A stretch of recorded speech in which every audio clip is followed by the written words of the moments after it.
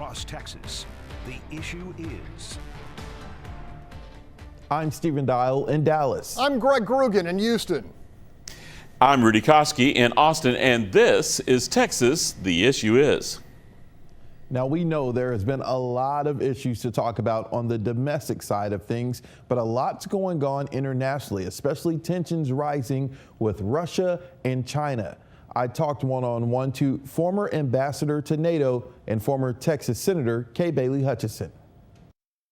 It is a time of tension, no question about it. And I think we have to focus more on foreign policy than maybe we have in the last few years. Ambassador, there's a lot that's been going on in terms of foreign relations with the United States. You have still the fallout from the withdrawal from Afghanistan. We're still talking about Russia and Ukraine, the surveillance balloon from China. How would you rate the nation's foreign policy or foreign relations right now? We need to much more focus on our foreign policy and especially our deterrence activities. That means a strong defense, investing in defense, showing that when we say we're going to do something, we will do it. And also making sure that our allies are with us, that we are united on the big areas that we will have to face together. What do you make of the whole Chinese surveillance balloon? One, do you think we should have shot it down while it was over U.S. soil? And two, do you think this could and will continue to make the tensions even bigger between the United States and China? Well, I think that it would have been better if we had shot it down before it even came into our territory, our lower 48, when it was over the sea in Alaska. But, I also think you can't be you can't be critical when something hasn't happened before. But I do think letting it go all the way across our country and take all the pictures that it was taking was not the right approach. And I think we've learned from it, and I think it won't happen again. We're relying on China for certain things. China is relying on us, but we're also not friends. What do you make of the current state between the United States and China? China depends in their domestic economy on trade with the U.S., with the EU, with the Asia Pacific nations. And I think that is going to be our leverage to temper their potential adversarial activities, especially as it regards to Taiwan. And I think we need to build on that as a way to seek a relationship with China, which is not a friendship, but is a relationship that can work. The war between Russia and Ukraine is still going on. Republicans and Democrats here in the United States have supported funding and aiding Ukraine, but some are starting to get a little fatigued and saying we can't just keep writing a blank check. What do you make of us continuing to assist Ukraine? And does there have to be a kind of a end date to this as far as our continuing to write a check to aid Ukraine? As we face Russia and then a potential adversary of China, we need the democracies and the strong economies of the world to be with us so that we can temper the activities of China by showing China that it will be too expensive to make a run on Taiwan. And that's what will make a difference to them. So we need to stick with Ukraine as a message to Russia to stop it now. You cannot invade sovereign nations that are your neighbors and get by with it. I think our foreign policy has to stay bipartisan and united with our allies. Those are the key things that will be our strength to build up our defenses so that we deter activities by the despotic nations like Russia, China, Iran, and North Korea.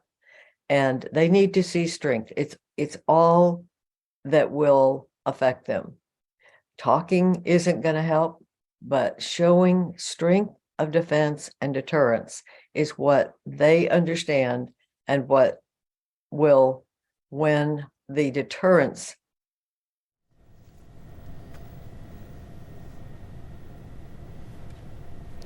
And that was the interview with former ambassador to NATO, Kay Bailey Hutchison. Greg Grugan, what's your one word? Stephen, my word is vigilance.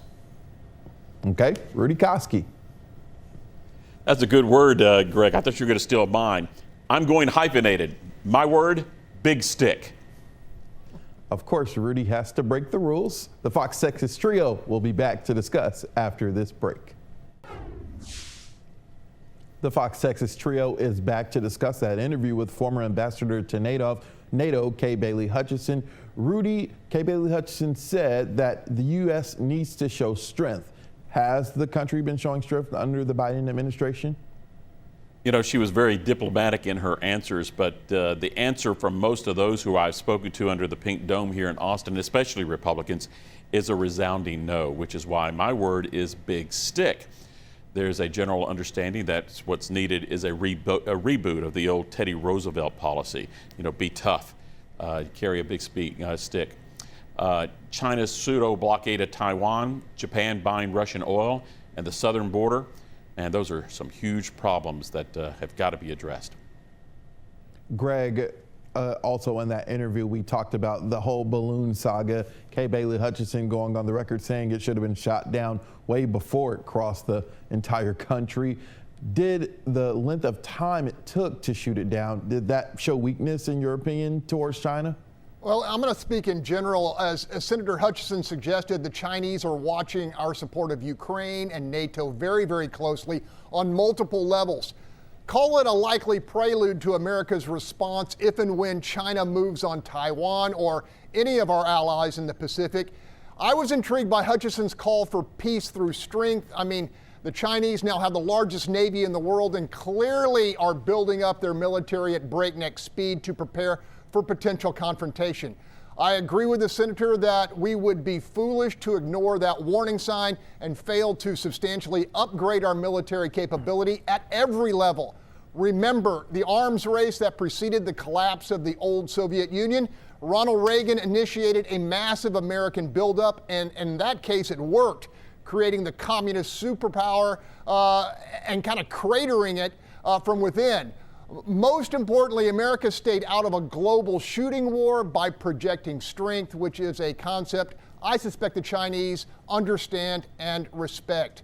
Call me cautious, but lots of smart people believe if we don't make vigilance and substantial preparation a priority, the Chinese will eat our lunch.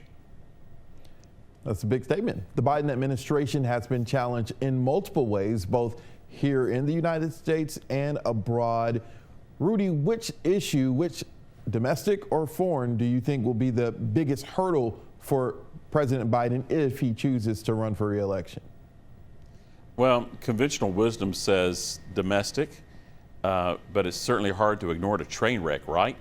But that was the thought process in the last big election. Remember all of the predictions of the red tsunami because voters were mad about high inflation, crashing retirement funds, and the constant recession denials by the White House. Roe v. Wade, that ruling was the wild card then.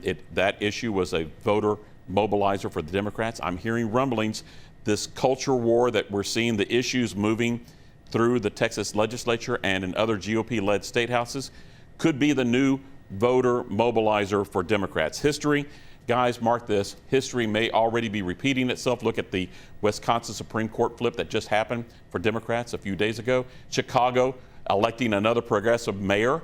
If Republicans are not prepared for another ballot box pushback, and I don't think anger over 2 more Trump indictments will help them, 24 could be another red wave washout. Greg, quickly, foreign or domestic will be the biggest issue for Biden if he runs for re-election? Yeah, during a week when gasoline prices surged on news of Saudi production cuts, it's the economy and inflation. If Biden doesn't get a handle on them, he's in trouble. That's all the time we have, but you can check out this interview or any of our other interviews by going to our station's YouTube channels. And be sure and check us out on social media. Next, the issue is Where are all the gun bills, and will any gun measure make it to the governor's desk? We'll see you next week, and don't forget to let us know what you think the issue is.